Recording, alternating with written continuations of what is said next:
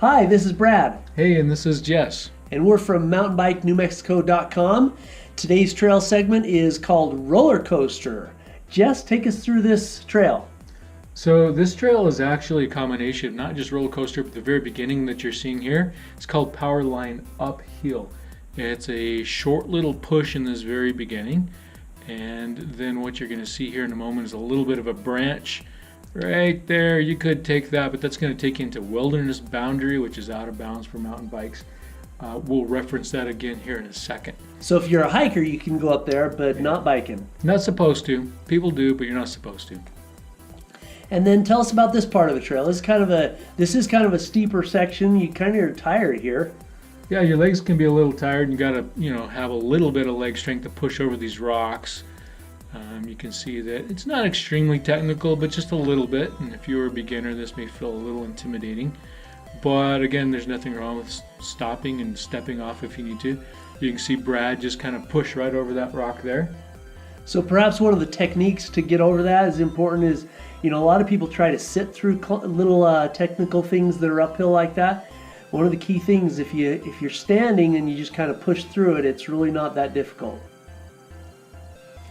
Now this section of the trail, we're coming up on the beginning of Roller Coaster. It's coming up here. Yeah, one thing you're going to want to note is just to the right is a switchback. That switchback is going to take you upward towards, again, that wilderness boundary that would connect to that other branch that we just passed a few seconds ago. So sometimes this might be a good place to take a rest and let some of the other guys catch up if you need. Now we're going to start on Roller Coaster. It begins right up here. There's another, not really that technical, but kind of a fun little thing right here, these little rocks to go over. You can see the inset there. Again, nothing too big, but and then we kind of speed up the video here. Walk us through this section of the trail, Jess. Well, here's the essence of the name roller coaster. It's a very fun, fast, swooping trail with nice swooping corners. And so you can just kind of let it go wide open here. You don't really even have to brake. You just let it roll. It is about, a little over a half mile of this little section, but you actually have a 6% grade, 134-foot elevation drop. So you can tell from that you're going to get moving pretty fast if you'd like to, but it's fun.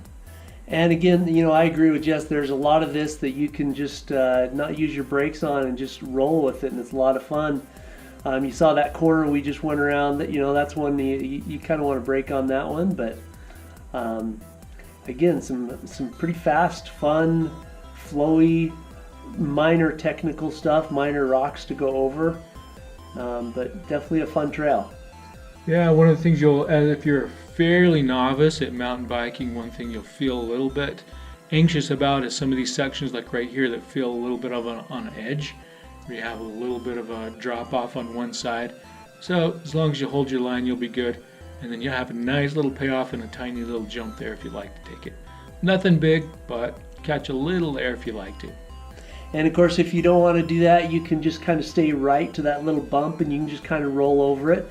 But no matter what level you are, you can attempt it, because there's really nothing too bad can happen if you miss it. It is a fun little jump at the end.